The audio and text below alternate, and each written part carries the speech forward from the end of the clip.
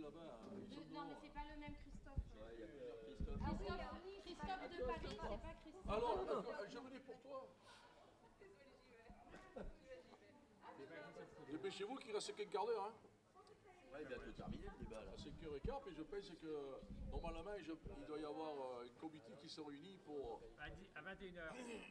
Ah, t'as le temps. Alors, le problème c'est. Oh, Jean-Michel. Le problème c'est qu'il n'y a rien d'écrit, quoi. Tu es obligé de tout écrire, tu peux pas Ah non, mais 24 heures. non, moi on m'a donné. Michel. Rien n'est écrit d'avance. Depuis notre échange, il y a eu un contre-ordre. Qu'est-ce qu'il y a eu? Eh ben, on m'a dit c'est un appel des délégués du Congrès. Je ne suis pas délégué au Congrès, donc j'ai plus rien à faire. Il est de mauvaise humeur. Il est ronchon. Le problème c'est que Jean-Michel, dans ces trucs comme ça, là, dans les groupes de travail, la merdaille c'est que, tu vois, s'il y avait un camarade qui avait commencé à écrire, ça serait bien, tu vois. Ben, j'imagine que les camarades. Ils savent écrire, va, Ils t'inquiète. savent écrire. Tu fais le reportage photo parce que j'ai l'impression qu'on n'a pas eu. Ah bah chercher Christophe, il voulait venir. Non, mais alors, bah écoute, hein? Non mais bon, il voulait Michel, venir. il y a Rabat. ne sois pas déçu du nombre. Rabat, on commence. Parce que notre Il a star, pas entendu, Christophe là. Couder, n'est pas là. Eh bien ça je vais vous le dire. Jésus, Il a une crise de. Comment? Oui, mais on est d'accord que Jésus, s'il avait hein. été là, il y aurait eu 300 personnes. Jésus revient. C'est comme quand tu as un chanteur qui n'est pas là, il reste l'autre derrière, on peut chier, il n'a plus personne. Mais bon, c'est comment ça? Il n'y a que la première partie, Michel Cosmil. Voilà, mais moi, juste. Mais Alors c'est on devait bien, se partager. c'est des- Moi je prenais la partie politique, lui il parlait la politique. Voilà, c'est ça. Eh bien, n'hésitez pas, encore un effort. La salle va exploser. Bon. Bon, donc on, Bah, l'Ircantec, on vient de le quitter. le président d'Ircantec, c'est le président de nos on a hésité. On a hésité à tenir le débat, on va le tenir quand même. Hein. Je voudrais excuser Christophe Couder, qui est secrétaire général de l'Union fédérale des retraités CGT, qui n'a pas pu venir à notre congrès, pas pu participer. Michel Cosmil, qui est membre du bureau de l'UFR-CGT, qui est le régional de l'Est. Ouais, on peut dire ça. Voilà. Et donc qui va nous présenter ce sujet. Voilà, nous, évidemment, c'est un débat important. Un débat. Voilà.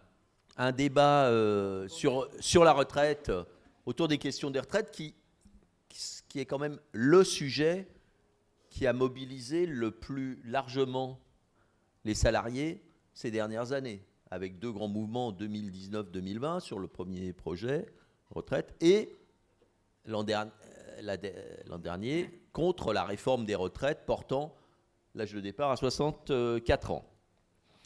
Voilà, donc le thème, c'est enjeu du maintien et de la pérennisation de la CNRACL pour les ICTAM. Alors les ICTAM, vous connaissez l'acronyme, on l'a largement débattu. Juste pour rappel, la CNRACL, c'est la Caisse nationale de retraite des agents des collectivités locales, dont notre caisse de retraite. Alors peut-être pour commencer, Michel, et hospitalière, voilà. Mais l'intitulé, c'est collectivité locale, voilà. Donc ne faites pas le débat avant le débat, Teddy, s'il vous plaît. Hein. S'il vous plaît, Teddy. donc voilà. Et donc, Michel, peux-tu nous présenter la CNRACL et les hospitalières aussi, sa création et son rôle depuis sa création? Hospitalière. Oui, vas-y. Je veux juste poser une question. Ce qui m'a semblé, bon, je ne suis pas fonctionnaire, je suis contractuel depuis longtemps. Il y a, je crois, plus de 15 ans, je crois même 20 ans, les contractuels, quand ils avaient un nombre d'années au sein de la fonction publique, ils intégraient de fait la caisse de retraite des agents de la fonction publique. Et c'est plus le cas aujourd'hui. Merci pour cette question pertinente à laquelle je vais te répondre plus tard. Non, le but de cette discussion de ce soir, c'était qu'il y ait un maximum de camarades pour permettre de connaître un peu la CNRACL. Hein. C'est notre caisse. Alors moi, Moi, bon, tu m'as présenté, j'ai essentiellement fait ma carrière dans la fonction publique d'État. Donc les problèmes de caisse et compagnie, on n'était pas concernés par les caisses. Donc je suis fonctionnaire territorial depuis 2019 et je suis arrivé à la fédération en 2010. Puisqu'avant j'ai été décentralisé, avec la partie j'étais TOS, voilà, donc, et j'ai été fonctionnaire territorial qu'en 2019. Voilà, c'est bon.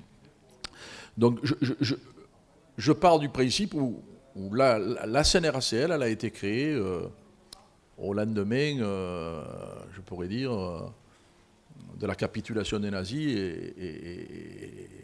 et de la victoire contre le régime, y compris nazi et de Vichy. Elle a été créée par décret, par ordonnance, en 1945. Donc, elle a été créée 5 mois avant la sécurité sociale, la caisse de la nationale. Et elle a eu son décret d'application en 1947. Et en quelques dates je vous donne, en 1952, le 28 avril, il y a eu dans le statut général ce qu'on peut appeler à l'époque des communaux, dans son article 87, il y a eu l'affiliation obligatoire de l'ensemble des agents des territoriaux titulaires, affiliation à la Caisse nationale. Voilà. Ça, c'est les démarches. Parce qu'avant ça, il y avait des régimes de retraite avant 1945, avant 1940, il y avait des régimes de retraite qui existaient dans les collectivités. Voilà. Il y avait à peu près 3500 régimes de retraite, essentiellement dans les grandes communes et les départements, avec des disparités. Il y en avait qui avaient des caisses, il y en avait qui n'avaient pas. Donc quand il y a eu en 1952, quand il y a eu l'affiliation obligatoire, tous les agents, y compris ceux qui avaient déjà le régime particulier, les fameux 3500, ont été affiliés d'office à cette caisse. Les titulaires, je dis bien les titulaires, il n'y a pas de contrat, c'était les titulaires de la fonction publique territoriale. En 1955, puisque tu es venu en disant c'est des collectivités locales et des hospitaliers, en 1955, c'est l'affiliation obligatoire, y compris des personnels de santé. Pour quelle raison? T'es dit? Non, mais pour quelle raison? Puisque tu as posé la question, moi je ne le savais pas, mais je rappelle l'histoire. C'est qu'à cette époque-là, les centres de santé étaient des centres de santé communaux, locaux, de collectivités locales. Donc c'est pour ça que les personnes de santé sont affiliées à la caisse, à la CNRACL. Voilà, je peux ajouter? Vas-y. Parce que les hôpitaux, Ouais. les présidents des hôpitaux, c'est notamment le maire d'une collectivité. Oui, mais ça c'était jusqu'en 2009. Après 2009, ça a été fini. C'était plus des établissements locaux de santé. Voilà. Donc, voilà. Mais donc, ils sont affiliés. Et dans la CNRACL, aujourd'hui, les affiliés, c'est 2 200 000 personnels, ce qui a fait la deuxième caisse. Voilà. Sur 2 200 000 affiliés, il y a 1,4 million de retraités. Voilà. Donc ça, c'est déjà le point qui est lancé. Alors, la CNRACL, c'est un régime particulier de la sécurité sociale. Et je vais revenir pendant le Conseil national de la résistance, d'où est issue la protection sociale, le statut des fonctionnaires et compagnie. Sur la question du Conseil national de la résistance, ça a été un rapport de force, parce que l'éventail dans le Conseil national de la résistance était très large. Ça partait des gaullistes, des communistes, et il y avait 2 organisations syndicales, la CGT et la CFTC. Voilà. Et est sorti les jours heureux, et le rapport de force à l'intérieur, c'est un compromis qui a été entre gaullistes et toute une partie, y compris les communistes, la CGT et la CFTC. Ce compromis-là, c'est le résultat d'un rapport de force important. Pourquoi on est sorti à l'issue du Conseil national de la résistance avec le statut de la fonction publique, les nationalisations, la protection sociale et toute une série qu'on connaît aujourd'hui?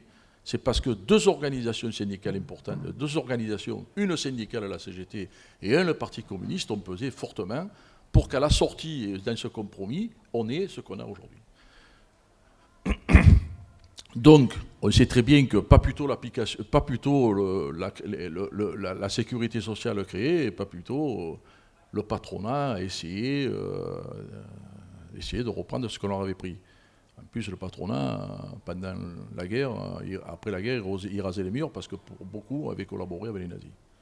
Mais l'objectif même de la protection sociale du Conseil national de la résistance, ça a été de capter de la richesse créée, à peu près 10 ou 15% de richesse créée au patron pour le bien commun.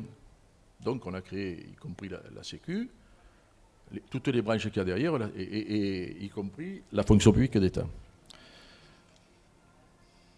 Je dis ça parce que quand je disais pas plutôt créé, pas plutôt il la remettait en cause, après plus tard, Denis Kessler, qui était un des dirigeants des patrons du SNPF à l'époque, puisque c'est lui qui s'occupait de ce qu'on appelait les relations sociales, il avait deux phrases qu'il a eues qui étaient quand même importantes.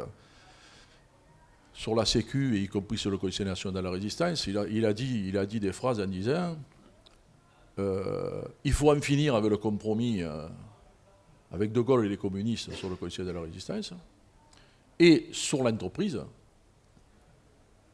il faut que l'entreprise se ressente sur son cœur de métier, l'entreprise même, et tout ce qui est à l'extérieur de l'entreprise, on ne s'en occupe pas. Donc c'était bien la conception. On va récupérer les richesses créées qu'on nous a volées, entre guillemets, qu'on nous a pris par la lutte. Voilà. Donc pour eux, on a l'entreprise, tout ce qui est protection sociale et eux, on ne veut plus cotiser, on ne veut plus payer. Et on voit aujourd'hui, on en discutera après, on a bien aujourd'hui les difficultés qu'on a avec la remise en cause de la retraite, de la fonction publique, parce que c'est ça le fond, c'est de récupérer, en définitive, c'est la question de la répartition des richesses. Voilà. Si vous avez des questions à poser sur la conception de ce que j'ai dit là, on peut y aller. Non ? Non. Bon. Moi, j'aurais après sur cette Voilà. loi merde qui nous ont posé. Je viendrai après. Alors, il y a la partie qui nous concerne aujourd'hui, la CNRACL, est-ce qu'elle est viable ? Aujourd'hui, on est en déficit. La caisse est en déficit. Voilà. Tout régime de répartition est basé sur le ratio actif-retraité. Quand la caisse a été créée, en 1950, dans les années 50, le ratio était faible. Entre actifs et retraités, c'était un retraité pour 1,8 actifs. En 1970, comme il y avait un peu plus de création d'emplois dans la fonction publique territoriale, et y compris dans la santé, c'était un retraité pour 2,5 actifs. Après, dans les années après 70, il y a eu une forte création d'emplois dans la fonction publique territoriale, mais surtout dans la fonction publique hospitalière. Dans la fonction publique hospitalière, il y a eu plus 118% de création d'emplois, dû essentiellement à l'urbanisation dans les villes. On a construit des hôpitaux pour répondre aux besoins. Donc il y a eu besoin d'infirmières, il y a eu besoin d'aides-soignantes. Voilà. Donc ça fait qu'il y a eu pas mal de création d'emplois. Et le ratio dans les années 80, c'était un retraité pour 4,5 actifs. Donc on comprend très bien que là, la caisse de la CNRACL avait de quoi payer les retraites. Même y compris, si je peux m'exprimer comme ça, avec quand même un bas de laine. Hein. On pouvait voir. Dans les années, 74, comme le bas de laine était quand même très important, Jacques Chirac, poussé par, bien sûr, l'époque, les patrons, ont imaginé, pour capter cette richesse, cet argent, de faire une compensation basée sur compensation et surcompensation, sur le fait qu'il y avait la solidarité entre caisses.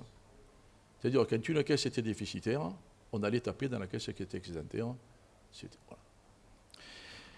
Donc, ce mécanisme a complètement asséché, je dis a complètement asséché, si je peux m'exprimer comme ça, l'excédent qu'avait la caisse de la CNRACL. Et pour vous donner un ordre d'idée, ça a bénéficié aux caisses qui étaient déficitaires, mais aux caisses qui n'avaient pas voulu adhérer à la sécurité sociale. Il y a, oui, il y a, je vais vous les citer, les religieux, les artisans, les commerçants, les professions libérales et les exploitants agricoles, etc. Voilà. Et en 87, cette compensation s'est aggravée, mais pour donner quelques chiffres, de 1974 à 1996, c'est 191 milliards de francs, parce qu'à l'époque c'était un franc, voilà. Donc 82 milliards au titre de la surcompensation. Donc ce qu'on avait, le 1 pour 4,8, d'ailleurs le bas de laine, y compris pour pouvoir assurer un excédent, et il s'est asséché complètement. Et aujourd'hui, on se trouve dans la situation où c'est plus que un retraité pour 1,54 actifs. 1,54 actifs. 1,5. Donc, au-delà de la surcompensation, au-delà qu'on n'a plus d'excédent, la CNRACL aujourd'hui, pour y compris payer les retraites, emprunte sur les marchés financiers. Elle emprunte sur les marchés financiers à la Banque Centrale Européenne à des taux zéro, mais dans l'année, en 2024, elle va emprunter à 3%. Rien que pour l'année de 2024, le remboursement d'emprunt, c'est de 300 millions. En 2030, le déficit de notre caisse sera de 6,6 milliards d'euros.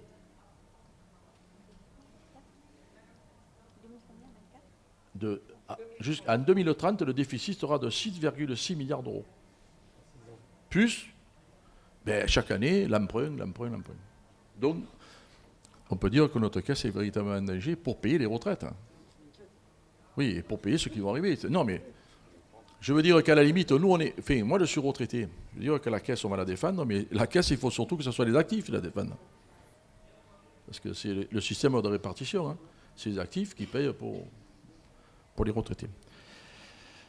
Les conséquences de tout ça, alors on peut se dire, c'est quoi? Un, c'est les bas salaires. Non, mais c'est les bas salaires. C'est le jet du point d'indice. C'est les contractuels. Parce que les contractuels ne cotisent pas à la caisse. Ils cotisent au régime général. C'est les emplois à temps partiel. Ceux qui sont en dessous de 28 heures, je crois que c'est 28, ne cotisent pas à la CNRACL. Et quand on voit aujourd'hui, dans la fonction publique, le nombre de contractuels qui se multiplie, et là on en vient au cadre, hein, je pense que dans nos catégories, je pense qu'il y a plus de contractuels chez les cadres, et il y a plus de primes chez les cadres, en sachant que les primes ne sont pas comptabilisées dans la caisse. Donc c'est ça aussi qui plombe la CNRACL. Et bien sûr, les compensations et les surcompensations. On devrait être exonéré de la compensation et surtout de la surcompensation, mais ça continue. C'est-à-dire... Pourquoi ça continue alors? Oui, mais parce qu'ils pompent, mais en définitive, sur le fond, ils veulent qu'on meure, c'est clair. C'est comme si tu as une anémie et qu'on continue à te faire une perfusion, voilà, de sang, on te tue, le docteur, c'est le fond du problème. Les caisses des artisans et de certaines professions sont déficitaires, ils n'ont pas assez de ressources, donc ils viennent chercher.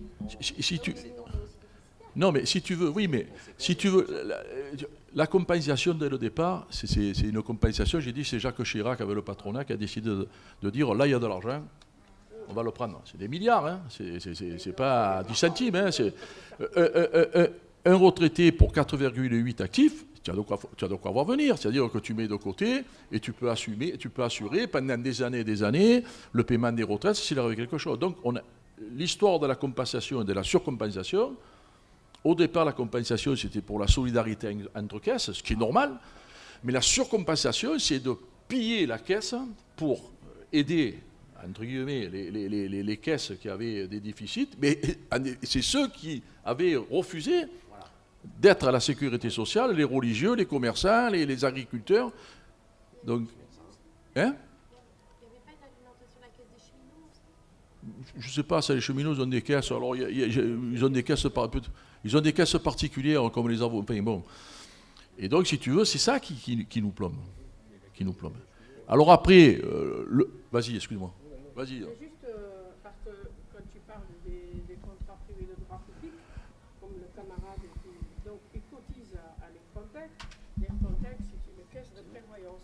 Ouais. Donc c'est eux, suivant comment tu as cotisé, si tu as cotisé X années, donc tu auras cette prévoyance qui te payera cette retraite. Et si tu n'as pas cotisé beaucoup, par exemple, moi j'ai cotisé 8 trimestres, je vais avoir 116 € quand je demanderai je le dis, 116 € en capital, d'accord, sur 8 trimestres. Ça veut dire que tu prends tes 116 €, tu fermes ta gueule, alors que tu as payé 8 trimestres. Donc c'est ça, moi ce qui me fait peur aujourd'hui, c'est, je ne comprends pas pourquoi le camarade, il est contractuel encore, il n'a pas été titularisé. Et alors, Parce que je ne suis pas français. mais pourquoi? Ah, tu as gardé ta nationalité? Ah, ok, ben tu as tout dit. Non, mais attends, chez les contractuels, il y a des contractuels qui ne veulent pas être fonctionnaires. Hein. Oui, mais ça c'est... Non, mais il aurait pu être dans ce cas. Dans ce cas, il y a des contractuels, ils disent moi, je ne veux pas être fonctionnaire. C'est parce qu'ils touchent plus en étant contractuel que fonctionnaire. En connaissant le statut, on dit au bout de 6 ans, ils sont dans l'obligation de te titulariser. Donc, c'est comme ça. Donc, il a donné la réponse. Ça veut dire que, bon, maintenant j'ai compris pourquoi il n'a pas été titularisé. Enfin, pourquoi il n'est pas titularisé? Parce qu'il n'a pas pris la. Parce qu'il n'est pas français. Voilà. Il est à l'étranger. Oui. Une fois qu'on a dit ça. Comment? Une fois qu'on a dit ça, c'est quoi la suite? Non, mais une fois qu'on a dit ça, une fois qu'on a dit qu'il y avait plusieurs facteurs qui faisaient que notre caisse était en difficulté, on est dans un congrès ici. Hein, quand je dis qu'il y a le point d'indice qui est gelé, les traitements qui sont très bas, les contractuels qui se développent au détriment de l'emploi public, plus de création d'emplois, la surcompensation, ben une fois qu'on a dit ça, on peut se poser la question, qu'est-ce qu'il faut faire? Et là, dans le congrès, bon, c'était intéressant parce que ça aurait été bien qu'il y ait des camarades présents, parce qu'on est en plein congrès avec un revendicatif. Bon, c'était bien que si on augmente, si on prend seulement le point à 6 €, si on a les salaires au minimum à 2 000 €, si on titularise tous les contractuels, si on crée des emplois dans la fonction publique territoriale répondant aux besoins des populations, parce que entre 1945 et aujourd'hui, on est passé de 45 millions d'habitants à 65 millions d'habitants, je pense que les besoins, ils se sont multipliés. Et on voit très bien que dans la fonction publique, en général, territoriale ou même l'autre, on est plus dans une situation de suppression d'emplois, de privatisation des services, que l'inverse. Hein. Donc, les solutions, quand la CGT dit il faut augmenter les salaires, il faut créer des emplois, c'est y compris de faire entrer de l'argent dans les caisses de la CNRACL, y compris dans la Sécu. Hein. Si on rajoute la disparité salariale entre les femmes et les hommes. Ça aussi. Et comme que la copine, en fait, il y a aussi la problématique qu'aujourd'hui les collectivités, ils virent les gens, donc mis à la retraite d'office, tu es malade, alors que l'agent, il peut aller jusqu'à 5 ans en maladie, machin, là, il peut aller en longue maladie. Non, ben on va lui dire, mais je vous mets à... Et donc c'est pour ça que tu dis aujourd'hui, on a plus de retraités par rapport aux actifs qui doivent cotiser pour les retraites. Juste un petit paragraphe sur le rapport Boineau, je ne sais pas si vous le connaissez tous, il indiquait dans son rapport parlementaire sur le projet de loi, donc la loi de 2023, 210, du 14 avril 2023.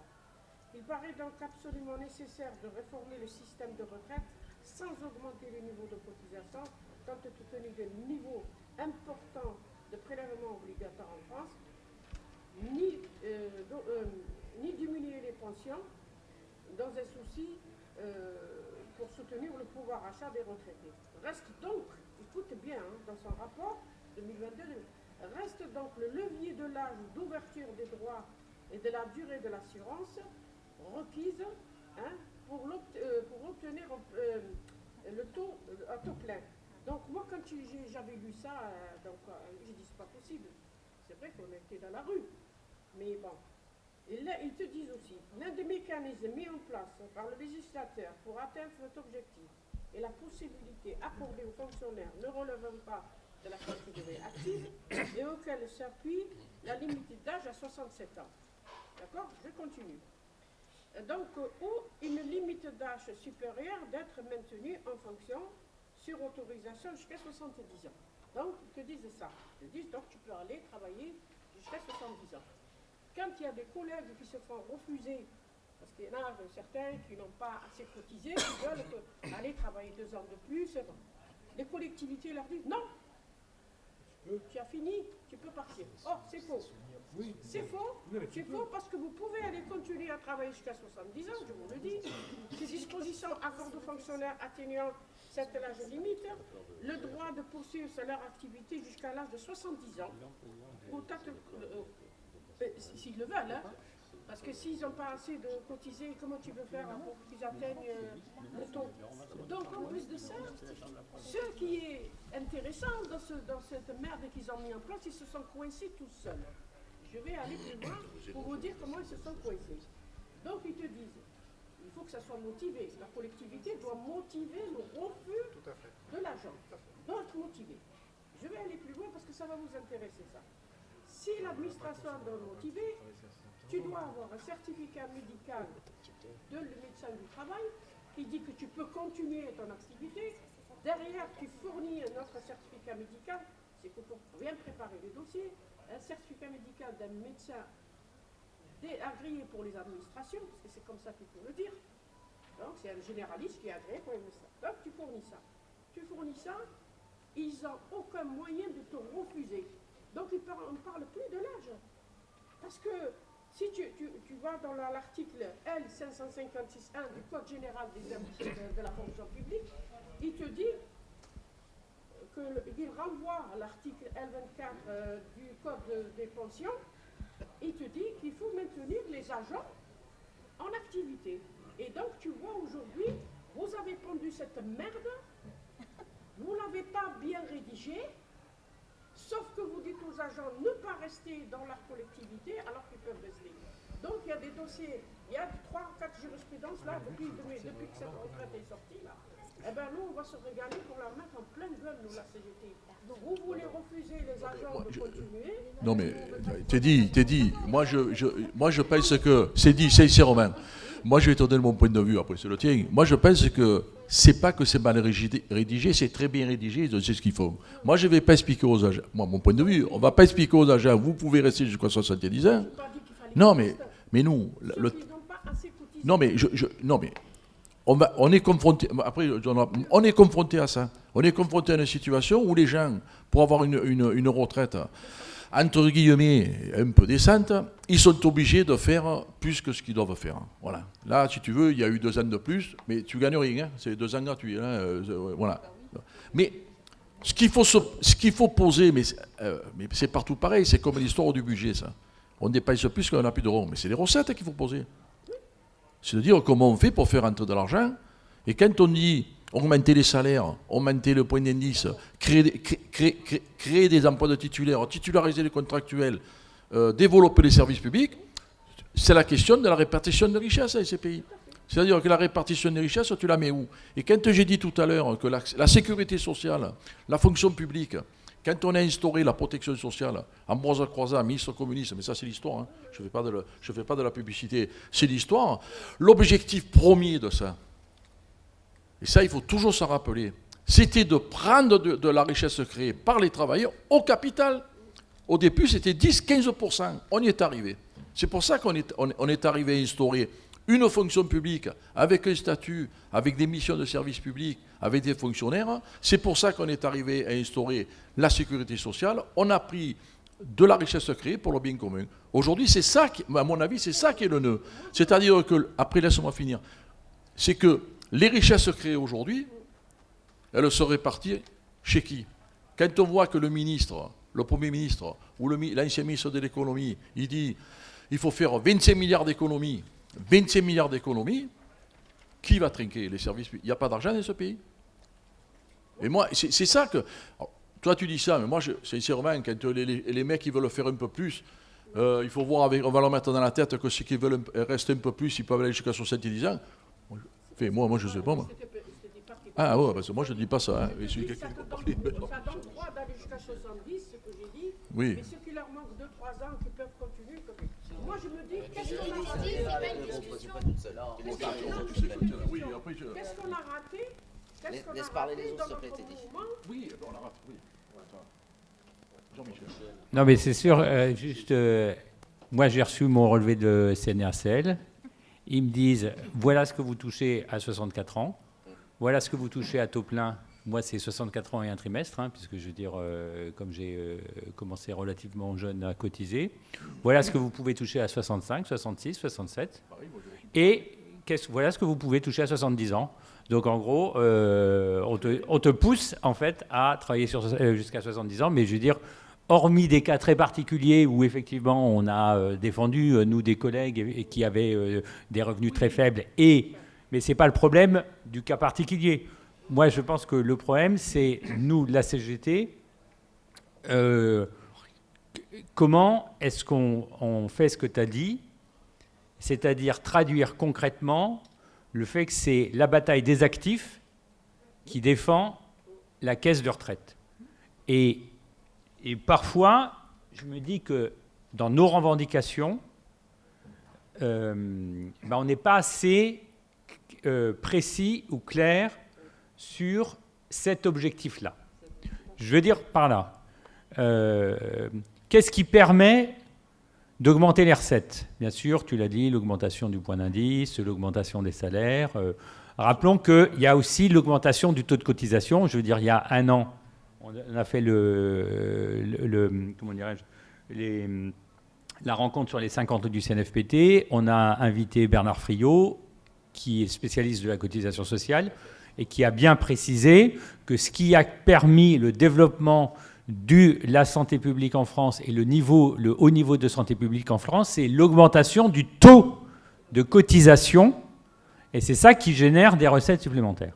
Donc la bataille sur l'augmentation du taux de cotisation, elle est majeure, puisqu'au bout du compte, ce que cherche à faire passer la propagande du gouvernement et du patronat, c'est la baisse du taux de cotisation pour favoriser les fonds de pension privés.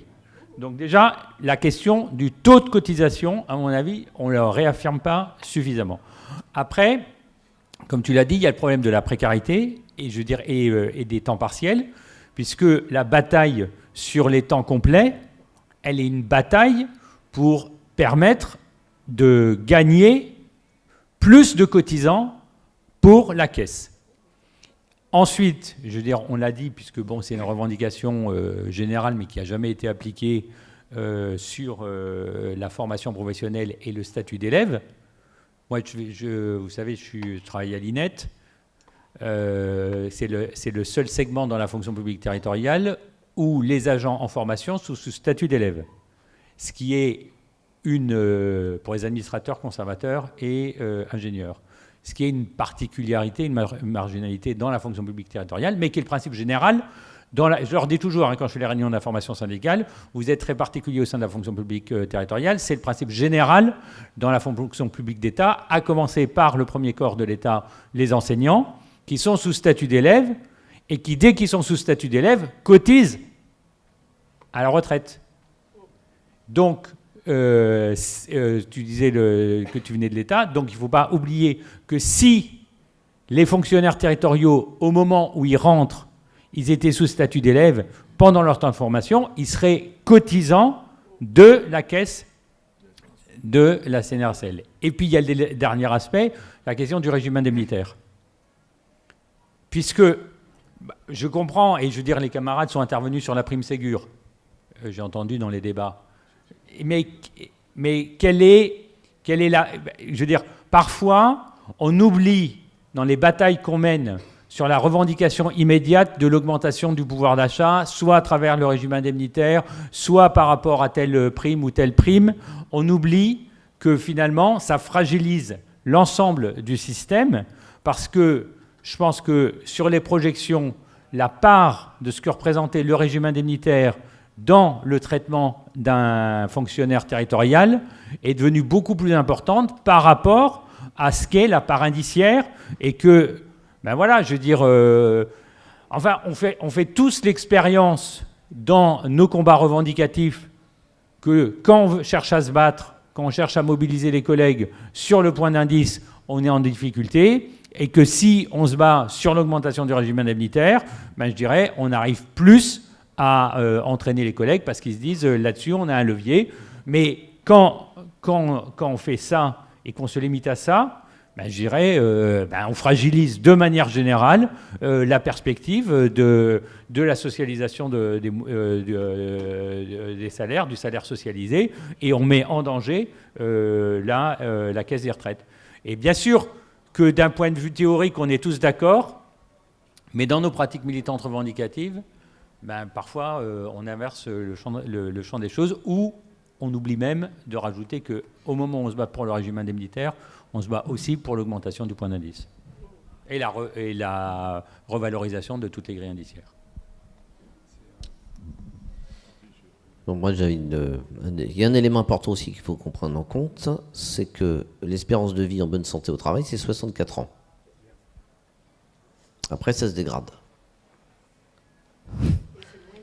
Et c'est une moyenne. La question aussi, que Bernard Friot pose d'ailleurs, moi je trouve elle est pertinente, c'est pourquoi on n'est pas à 100% du salaire pour la retraite.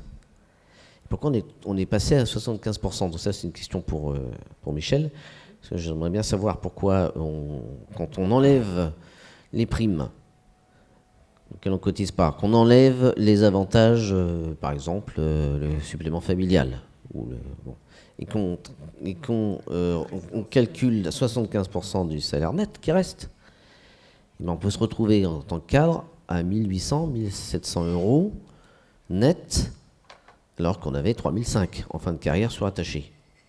Bon. Donc ça, c'est aussi un élément à mon avis important. Lui dit clairement que les retraités sont des salariés en réalité. Moi, je partage un peu cet avis-là, c'est que les retraités ont une vie sociale et contribuent à la richesse du pays par l'activité bénévole, notamment s'occupant des petits-enfants, la vie associative, etc. Et que le capitalisme a fortement dégradé la place des seniors dans la société. Donc il n'y a pas de raison qu'on ne soit pas à 3 000 euros. Voilà, net, au lieu de toucher 1 700, 1 800 euros. Avec toute la précarité que ça conduit. Des retraités qui sont obligés de déménager parce qu'ils n'ont pas acheté de logement. Bon, ça, c'est aussi d'autres éléments importants à prendre en compte. Voilà.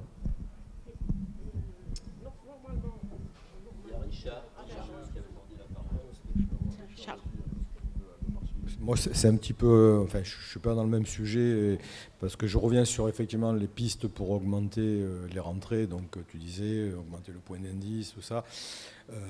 Sur l'égalité avec les femmes aussi. Bon, après, on sait aussi que malheureusement, c'est souvent les femmes qui prennent le temps partiel, ce qui fait que c'est pour ça. Parce que vu qu'on est pris que sur le salaire indiciaire, c'est ça qui fausse le truc.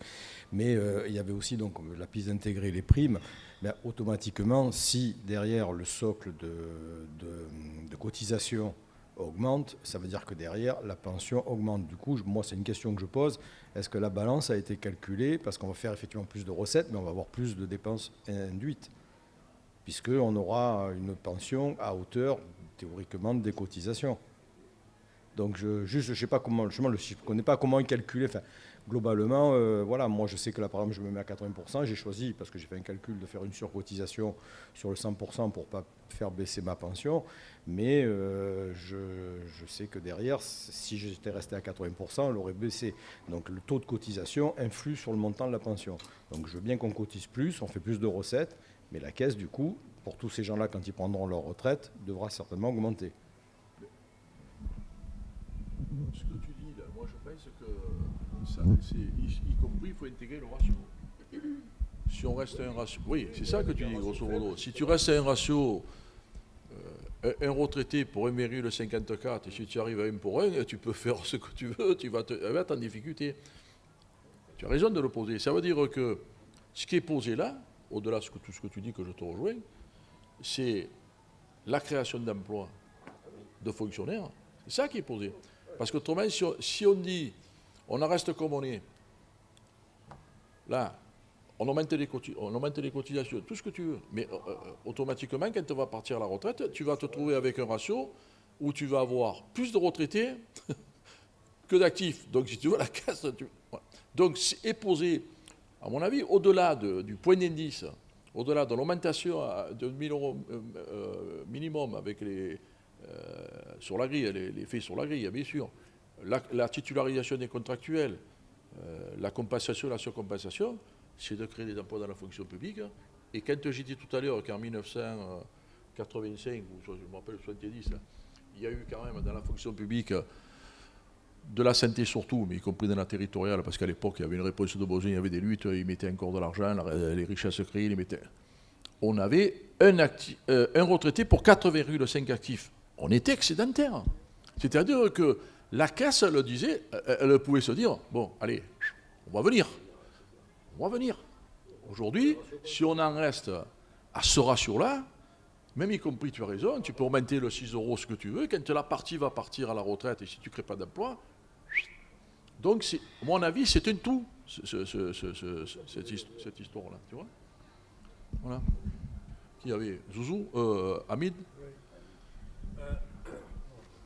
Oui, je prends le micro, tu es mieux avec le micro. Non, je dis au-delà de la titularisation des contractuels, les agents publics qui sont les contractuels travaillent pour des employeurs publics. Il ne serait pas anormal qu'ils puissent être aussi affiliés à cette caisse de retraite et qui permettent aussi pouvoir aussi alimenter les recettes, qui permettraient. Par ailleurs, la question aussi, c'est sur les contractuels.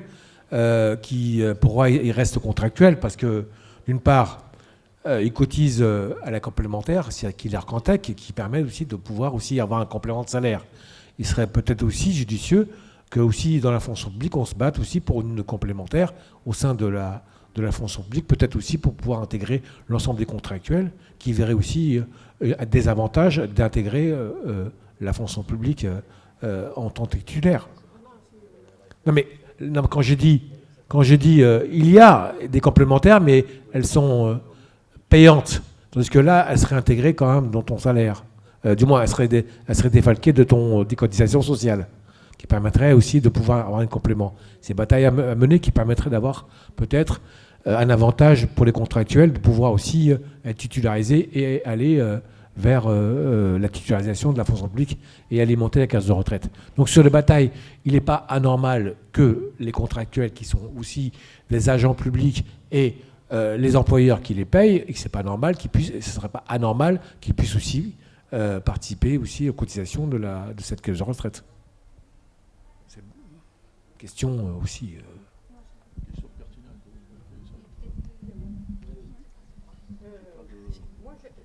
Attends, c'est la caméra. Vas-y.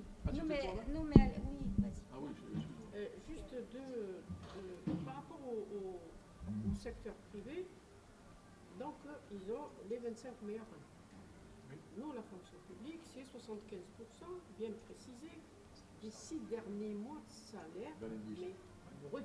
De traitement. Traitement. Brut. Après, tu as un autre calcul qui vient en plus, c'est la MBI, si tu l'as touché. C'est pour ça, regarde bien dans ton relevé que tu as reçu, tu calcules tout, si tu as reçu ton relevé, c'est là où tu trouves qu'il y a des gruyères. Ensuite, non, je parle à Jean-Michel. Oui, mais s'il n'a pas la MBI. Je lui dis si, regarde, j'ai dit dans ton relevé. Jean-Michel, Vu où il est, pas avec la société déjà, il faut se battre. Je dis parce que... Jean-Luc, t'as besoin d'un conseiller. Ceux qui vont recevoir leur relevé, regardez bien le gruyère qu'il y a dans les cotisations qui n'ont pas, qui parfois les collectivités n'ont pas déclaré les cotisations qu'ils ont prélevées aux agents. Et ça, j'en ai vu quelques-uns dans ma collectivité, où la collectivité, elle garde l'argent pour gonfler son budget de fonctionnement pour avoir des crédits par la CDC. Je vous le dis comme ça au passage. Donc nous, on a consulté, j'ai vu ça. Donc regardez bien votre relevé. Si vous avez touché la MBI, donc ça rajoute au calcul. Donc ça c'est important, ce que je dis. Sur le camarade qui parle des primes, oui, on a la raft depuis, ça s'appelle retraite additionnelle. Tu sais, depuis 2005 on paye. Tu sais combien on va toucher? Je te le dis, 6 euros. Non, je veux dire, ceux qui ont cotisé depuis 2005 aujourd'hui, par exemple. C'est le nombre de points. Dans le nombre de points, etc. C'est un calcul un peu barbare. Donc tu vas avoir entre 18 ou 20 euros par mois. Ah non, moi je veux en 50. Combien tu as? 50. Oui, mais toi, tu es attaché territorial principal. Oui, mais elle a eu beaucoup de primes. Moi, je te le dis, Elle a c'est eu entre beaucoup de 18 et primes. 20 euros. Comment ça, Après, le camarade, il a dit quelque chose qui est intéressant. Augmenter le taux de cotisation. Oui, quand tu vas augmenter le taux de... Je suis d'accord avec ce que tu as dit, Jean-Michel. Si tu augmentes le taux de cotisation, il faudrait augmenter les salaires derrière. Si tu n'as pas une augmentation de salaire derrière, ton taux de cotisation pour cotiser à la retraite, donc ça va baisser ton salaire, ton pouvoir d'achat, et du coup, merci, et du coup, c'est ce que je dis aujourd'hui. Après, tu as le principe de ceux qui touchent, qui ont une retraite, soi-disant, tu vois, ils touchent 5 000 euros par mois dans le privé, qui va toucher 5 000 euros à la retraite. C'est faux, hein? Le plafond de la sécurité sociale, plafond mensuel de la sécurité sociale, tout se base là-dessus. Hein? 3 864 euros aujourd'hui. Après, ça, tu vois, avec la loi de finances, ça change. Peut-être qu'il sera à 4 000 euros un jour, peut-être. Après, il ne faut pas dire parce qu'il a touché 10 000 euros par mois, il va toucher 10 000 euros à la retraite. C'est faux. On se base toujours sur le plafond de la sécurité sociale. Et ça, il y a certains gens qui ne le comprennent pas, qui disent ouais, la retraite et je vais toucher une belle retraite. Ouais, j'arrête là. Je me dis heureusement qu'on est en petit comité, mais bon, ça va. Alors, je ne veux pas trop plomber l'ambiance, mais je me dis, vu Enfin, moi, ce que j'entends, c'est que l'une des pistes essentielles, c'est que les collectivités recrutent. Voilà, en fait, il faut remettre d'équerre, rééquilibrer à la hausse le nombre d'actifs par rapport au nombre de retraités. Donc ça, on a bien compris. Le sujet, c'est pour ça que je disais je ne voulais pas plomber l'ambiance, c'est que, bon, on connaît la situation du pays, on connaît la situation de déficit public, même si on est dans un congrès, qu'on a des axes revendicatifs, qu'on va tout faire pour essayer d'eux, mais il y a un principe de réalité aussi qui est là, qui est qu'on va vouloir, à mon avis, faire payer les collectivités pour qu'elles recrutent de moins en moins. Ou qu'en tout cas, les départs en retraite soient peut-être moins remplacés, ou qu'on fasse plus appel à de la précarité en termes de contrats. Enfin, on a bien vu ce que la loi du SOPT a créé, etc. Donc tout ça, ça va être des choses qui ne vont pas aller dans le sens pour aller vers cet équilibre actif, enfin en tout cas cette situation plus favorable d'actifs retraités au niveau de la caisse, de la CNRACL. Donc moi, je me dis, c'est quoi les autres pistes qu'on peut avoir? Parce que c'est vrai que c'est très préoccupant. On se dit, on a 5 ans, 6 ans, 10 ans. Est-ce que, voilà, nous, enfin, alors pour les jeunes qui rentrent, ils sont loin. Mais pour ceux qui sont plus près de la sortie, on peut être préoccupé. On se dit, bon, déjà, à quelle sauce on va être mangé? Comme disait Jean-Michel, tu reçois ton relevé de situation. On te dit, tu es à ce stade-là. Sauf que tu ne sais pas si, bon, tes 75%, c'est pas de l'acquis, hein. Je pense qu'on peut y revenir. Voilà, enfin, on voit les exemples des autres pays européens. De plus en plus, on essaye de servir un taux de remplacement qui va plutôt en diminuant. pour inciter, et puis inciter de plus en plus les futurs retraités, en tout cas les actifs, à aller vers de l'épargne privée, enfin les plans de retraite, je ne sais plus comment on dit ça là. Donc voilà, moi je me dis, la réflexion, elle ne doit pas être que sur une seule orientation, puisque on ne peut pas nier la situation dans laquelle on est. On voit bien, même si ce gouvernement il n'a pas vocation à durer, je veux dire, il y a des principes de réalité qui vont nous rattraper. Donc moi je me dis, le premier sujet, cette question de compensation, est-ce que ce mécanisme, il n'y a pas moyen... Alors, je sais que les syndicats, la CNRACL, il y a un conseil d'administration, les OS sont représentés. Donc, quel rôle aussi, nous, on peut jouer à ce niveau-là? Qu'est-ce qu'on peut porter? Parce que ça vient aussi plomber. Je veux dire, on comprend qu'il y a eu cette question de compensation quand la caisse était excédentaire, était excédentaire. Même si on dit que c'est cette compensation qui vient aggraver... la surcompensation qui vient aggraver le déficit, mais il y a cette règle qui existe aujourd'hui, un retraité pour 1,54 actifs. Donc moi je pense qu'il y a peut-être d'autres pistes à creuser, et puis le rôle des représentants des OS dans le conseil d'administration, voilà, c'est quoi les autres leviers en réalité? Parce que moi ce que j'entends c'est, bon, on demande aux employeurs de recruter plus, bon, sauf que c'est pas quand même le sens... de l'histoire, en tout cas pas de l'histoire là dans le court et le moyen terme, quoi. Voilà. J'avais dit que je voulais pas plomber l'ambiance, mais bon. Mais après je donne la parole, juste le conseil d'administration, c'est une des rares caisses. Après je te le passe. Une rare caisse, je crois que c'est la seule, je pense. Je vais peut-être dire une connerie, où c'est géré par les élections, parce qu'il y a des élections, actifs et retraités. Et dans le conseil d'administration, c'est 8 et 8. Voilà, c'est paritaire. Entre guillemets, paritaire, pas tout à fait. C'est paritaire, c'est 8 et 8, 8 employeurs, donc avec 8 employeurs, collectivités territoriales et santé, et 8 représentants des affiliés avec les retraités. Plus 4 membres, ce qu'on peut appeler du gouvernement, 2 de l'État et 2 des conseils sup, des 2 conseils sup de la fonction publique territoriale et de la fonction publique hospitalière. On est majoritaire, on est la première organisation syndicale, entre les CGT, fonction publique territoriale et santé. Il y a un conseil d'administration d'ailleurs aujourd'hui, et nos camarades de CGT, ils portent la revendication de CGT.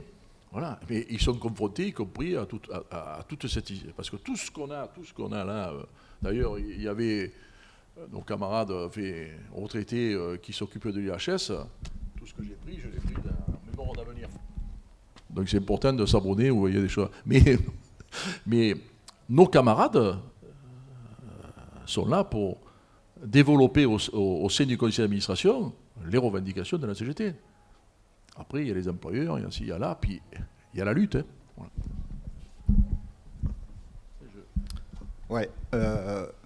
En fait, ce ne sont que des choix politiques. Ce ne sont que des choix politiques. Quand on est à la CGT, si on adopte l'idée qu'il y a des déficits, qu'il n'y a pas d'argent, on est déjà dans l'erreur. Pour moi, on est dans l'erreur. Les dividendes du CAC 40, ces dernières années, malgré la crise, ils n'ont cessé d'augmenter. Les camarades sont intervenus sur les budgets qui sont mis dans le militaire, on parle en milliards. Donc ce sont bien des choix politiques qui sont faits de la classe capitaliste que nous, on combat à la CGT. Je pense qu'il y a quelque chose aussi qui doit être développé dans la CGT, et Michel l'a dit, mais je vais le dire d'une autre manière, parce que nous, à Paris, ça nous est systématiquement refusé, c'est de faire des diagnostics dans la fonction publique, de diagnostiquer les besoins du service public, les moyens du service public face aux besoins réels des usagers. Ça, par exemple, nous, à Paris, ça fait 4 mandats qu'on a la gauche du capital, parce que pour moi, il n'y a pas de gauche, il n'y a pas de droite. Il y a une gauche du capital et une droite du capital. Où on demande ce diagnostic, ça nous est refusé. Or, Michel l'a dit, en 1945, on avait tant de millions de population. Aujourd'hui, on a 20 millions de plus. On a des espaces qui ont changé. Moi, par exemple, je suis dans la propreté et l'assainissement, ça s'est transformé. Des trottoirs plus larges à Paris, des habitants plus nombreux, des modes de fonctionnement de la population qui ont changé, et les effectifs diminuent. Donc il y a des choix politiques qui sont faits. Et nous, si on ne prend pas en compte le fait qu'on doit se battre sur ce diagnostic et le demander dans toutes nos collectivités, mais dans tous nos services publics, l'hôpital ça déconne intégral, l'école ça déconne intégral, eh ben, on aura ce diagnostic, on pourra mesurer le besoin des fonctionnaires, on les embauche et on va régler le problème de la CNRACL. Mais c'est ça, pour moi, le fond du problème, il est là. Et que ce soit un gouvernement de gauche ou un gouvernement de droite, ils participent tous à ces saloperies. Nous, à Paris, on a Emmanuel Grégoire, élu candidat Nouveau Front Populaire aux dernières élections législatives. Il ne fait que travailler à la précarité, il ne fait que travailler à la privatisation. Donc, en fait, notre combat, il est là. Et les collègues et les camarades, on doit partir à la lutte. Et il n'y a que ça qui va payer. Moi, c'était un peu dans ce sens-là. C'est vrai que là, avec le nouveau gouvernement qu'on a, on ne les sent pas dans l'état d'esprit de créer des emplois publics. Mais ceci dit, l'expression même du vote des législatives montre qu'il y a quand même une attente en termes de services publics qui s'est exprimée. Et on voit bien, et on le voit bien chacun dans nos services ou dans nos collectivités, qu'il y aurait moyen d'embaucher. Enfin, je veux dire, c'est pas le boulot qui manque. Donc, je pense que cette bataille, elle est effectivement importante à mener. Mais je pense aussi, parce que je comprends bien que la première nécessité, c'est de trouver des affiliés supplémentaires, mais on en a potentiellement qui sont déjà recrutés dans les collectivités et dans les hôpitaux. Et c'est ce que tu disais sur les contractuels, les agents à temps non complet. Et ma question, elle était la suivante, c'est que nous, on sait qu'on commence à avoir des forts taux de contractuels, en particulier dans les catégories de cadres, mais c'est encore plus fort dans l'hospitalière. Et est-ce qu'on a une idée de si on gagnait une loi de titularisation, que tous ces contractuels passent fonctionnaires et donc affiliés à la CNRACL, ce serait déjà suffisant pour revenir à un équilibre ou significatif, peut-être pas suffisant, mais en tout cas significatif pour revenir dans un équilibre un peu plus large que le 1 pour 1,54.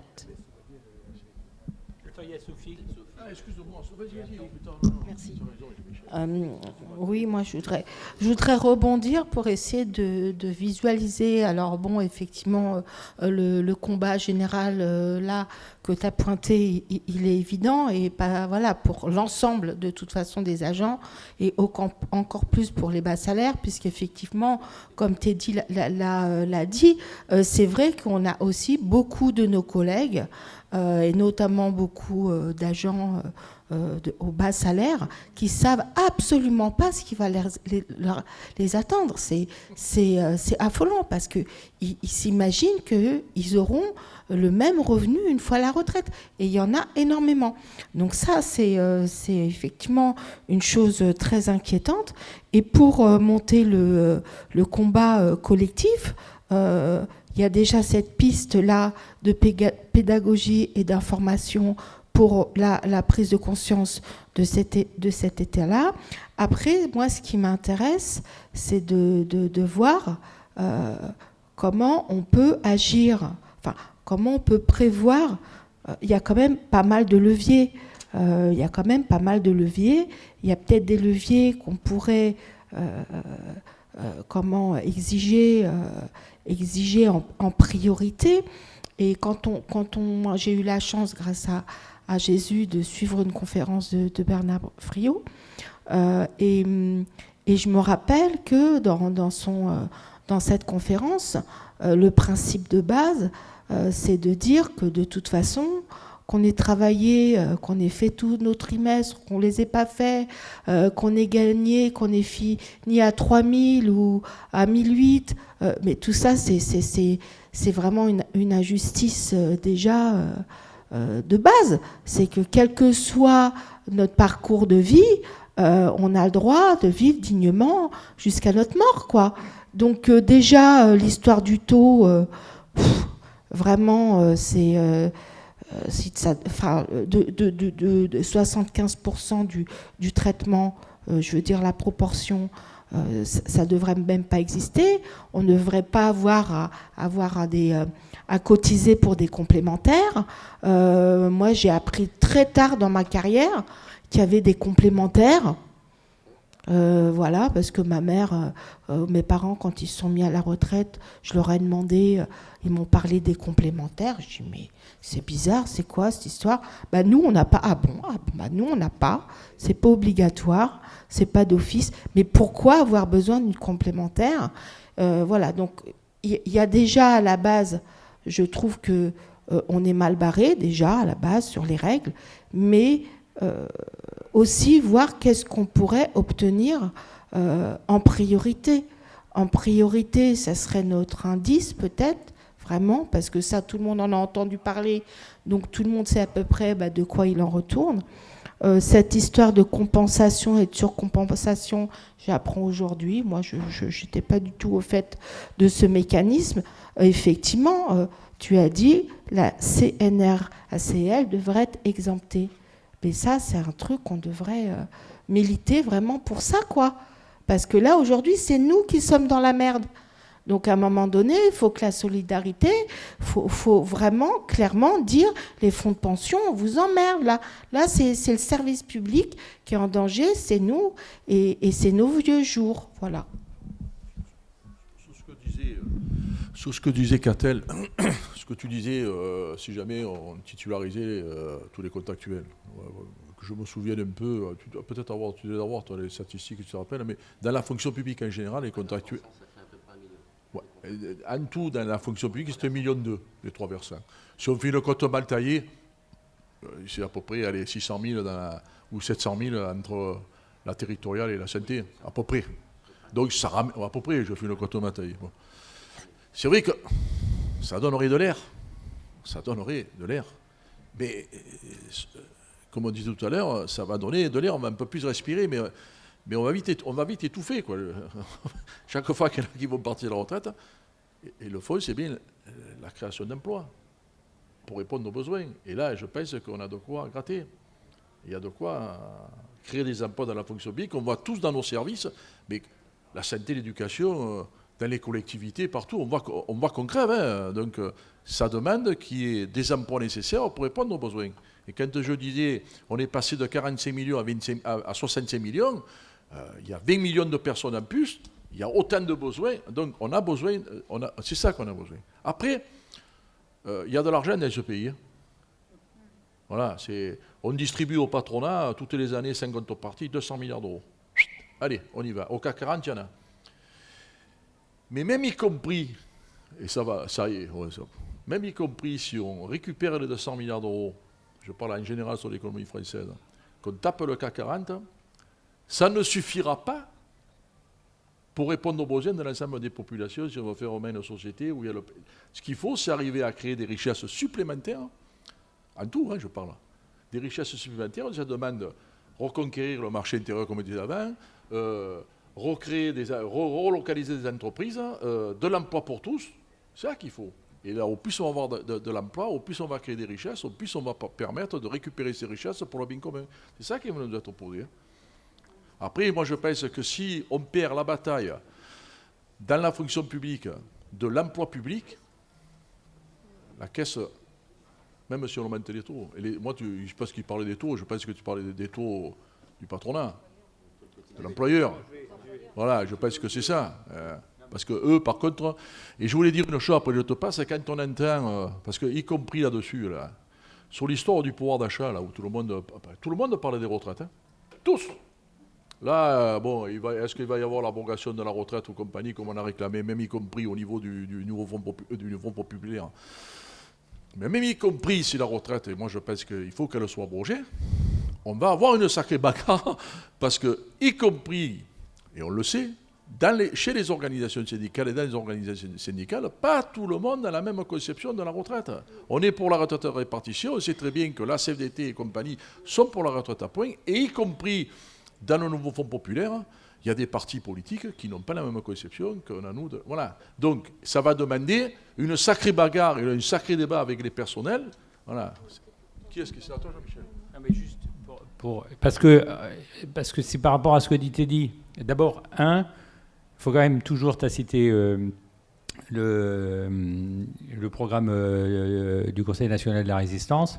Il faut toujours se dire que la sécurité sociale a été créée au lendemain de la guerre, alors que le pays était ruiné, et que, je veux dire, la lutte des classes a permis d'imposer au patronat la création de la sécurité sociale dans un pays ruiné. Donc, il n'y a aucun argument de type gestion capitaliste de l'économie qui tient, du point de vue quand on se situe, du point de vue de la socialisation des moyens de production que défend la CGT. Après, sur le taux, on dit tout le temps la bataille des idées, la bataille des idées, la bataille des idées. Mais au final, je veux dire, quand on parle comme ça, on perd sur la bataille des idées, puisque on ne parle plus que du salaire net. Je veux dire, si vous prenez les revendications là, quand il y a eu justement sur la campagne du nouveau Fonds populaire, c'était le SMIC à 1600 €, je crois que c'était ça, mais c'était du net. C'était une bataille sur le salaire net et pas sur le salaire brut. Or, non, mais même là-dessus, moi, on m'avait appris en niveau 1 qu'il fallait toujours défendre le brut. Et je veux dire, on ne le fait plus. Et pourquoi on ne le fait plus? Parce que les libéraux, ils disent bien que l'augmentation du pouvoir d'achat pour les salariés passera par la baisse de leur cotisation sociale. Et donc, si vous voulez augmenter votre salaire, eh ben, il faudra baisser la cotisation sociale. Donc, bien évidemment que s'il n'y a pas de perspective générale, si on ne se bat pas sur le salaire brut, sur l'augmentation du salaire brut, sur le salaire socialisé, eh ben, on se fait avoir et on crée nous-mêmes les conditions de ne pas mener la bataille revendicative telle qu'on devrait la mener. Et je le dis, c'est pour ça que encore une fois, je veux dire, il faut tenir compte de l'état d'esprit des collègues autour de nous, mais si on lâche du point de vue revendicatif sur le salaire brut, c'est-à-dire sur l'augmentation des cotisations salariales, parce que franchement, si on nous augmente à 5 000 €, ou 6 000 € ou 7 000 €, ben, je veux dire, on est prêt à augmenter ce qu'on va consacrer au salaire socialisé. Forcément, je veux dire, si on a une augmentation de notre pouvoir, de notre salaire brut. Donc, je dis juste, ne perdons pas la bataille des idées en mettant toujours en avant la revendication du salaire brut. Je partage d'abord 54 200 points.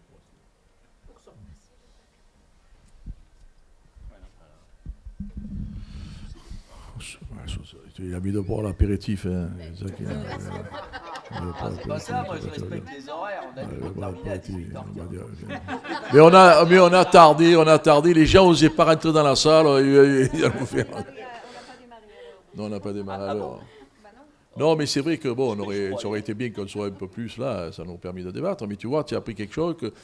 Mais moi c'est pareil. Hein. Moi, la surcompensation, on ne fait pas attention. Je veux dire, y compris quand on est actif, la retraite, on cotise, mais voilà, c'est loin. Mais quand on commence à gratter, quand on est à la retraite et tout, et qu'on commence à gratter un peu ce que c'est la CNRACL et notre caisse à danger.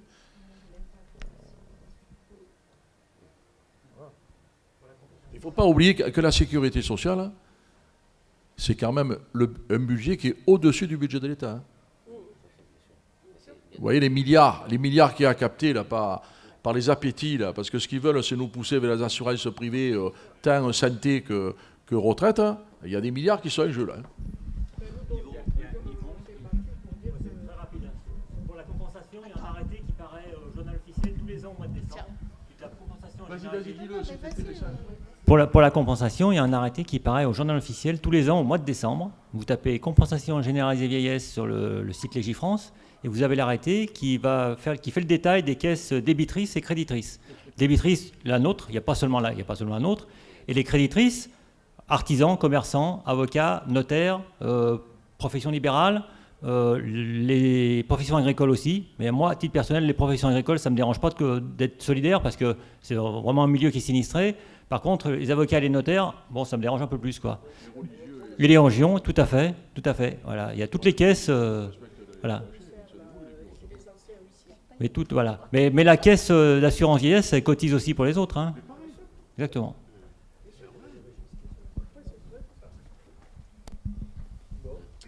Oui, pour finir, sur la question comment on convainc, il y a cette logique court-termiste qui fait que quand on est cadre et qu'on arrive à 26 ans dans la fonction publique et qu'on dit qu'il faut bosser jusqu'à 64, mais qu'on n'aura pas forcément une bonne retraite, la jeunesse, elle se dit, les jeunes cadres, mais la retraite, ça ne sera pas pour moi.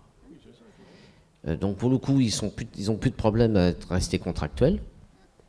Et puis, comme on est, nous, sur une logique de protection sociale long-termiste, et que la société présente les choses sur le court-termiste, eh bien la lutte se fait davantage sur les primes, sur les avantages acquis tout de suite, ce qu'on a vu que dans notre débat tout à l'heure, sur le CTI, sur le RIFZ, sur l'augmentation de l'IFSE, et sans s'apercevoir qu'en réalité, ça compromet gravement cette logique d'avoir une vie décente après une vie de labeur.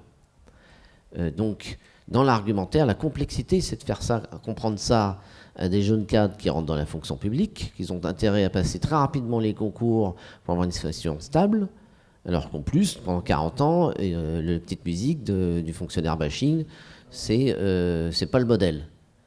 Donc on est vraiment, pas à la fois simplement sur des questions de financement, on est sur des questions politiques et de conditionnement, de propagande libérale, pour faire croire que le système qui a toujours fonctionné ne fonctionne plus parce qu'on serait sur moins d'actifs. Voilà. Et ça, c'est comme tu l'as dit, il y a plusieurs leviers, il faut les actionner en même temps pour arriver à des financements et à des recettes suffisantes. Et en plus, c'est faisable, mais c'est comme... bon, c'est un peu dans le programme du nouveau Front populaire, même s'ils sont divisés sur les moyens pour arriver à des recettes et à une retraite à 60 ans. Et quel que soit l'âge auquel on commence, on finit à 60 ans. Il n'y a pas cette histoire des 37 ans et demi d'annuité. Sinon, quand on commence à 26, 28 ans, eh ben, il faut bosser jusqu'à 67. Voilà. Et comme je dis tout à l'heure, l'âge moyen de bonne santé, en moyenne, c'est 64 ans. Et après 64 ans, globalement, la santé se dégrade. Voilà. Et puis, il y a tous ceux qui meurent avant. Hein. Donc, il faut, en fonction, parce qu'il n'y a pas...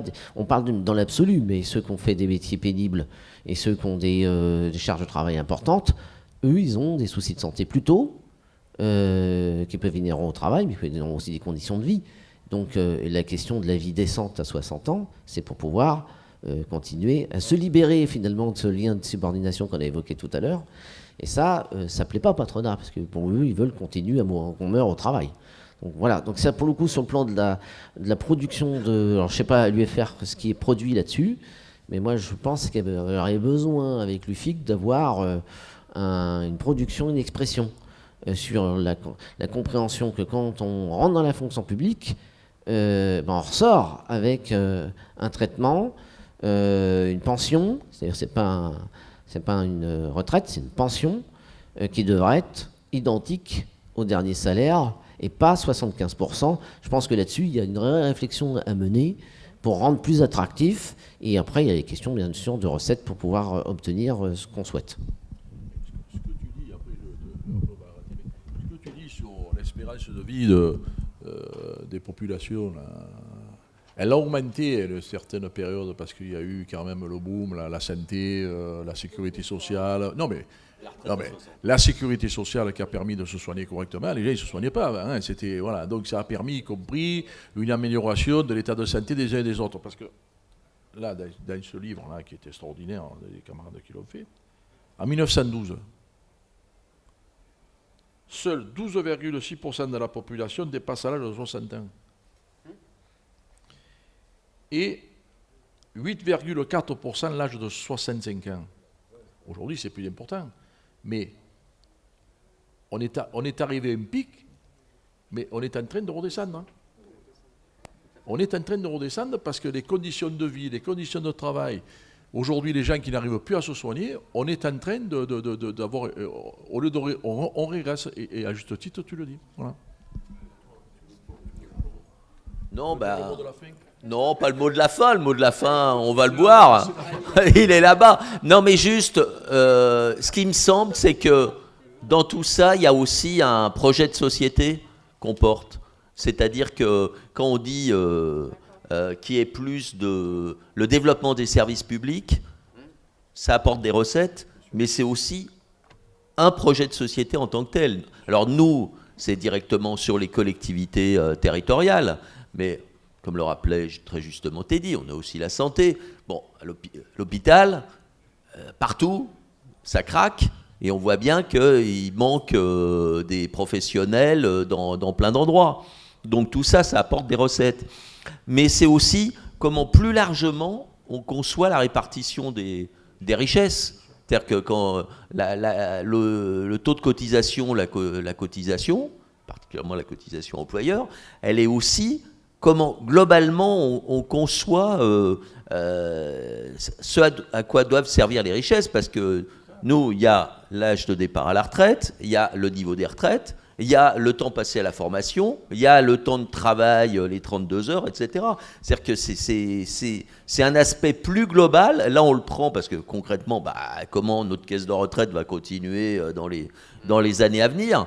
Mais c'est le type de société qu'on prévoit. Et autour des services publics, il y a quand même tout ce qui est un projet de société. Donc, vous voyez, il faut profiter du temps qui est le nôtre, parce que sinon, comme je le disais hier à Jésus, où on avait une commission qui se terminait à 22h pour une réunion de bureau à 8h du matin, on ne respecte plus le temps de pause entre deux journées de travail. Donc c'est important que nous allions continuer notre... comment on dit le terme exact pour reproduire notre force de travail. Merci, renouveler notre force de travail. Je sais pas, on peut poursuivre. Reconstituer notre force de travail, comme disait le barbu.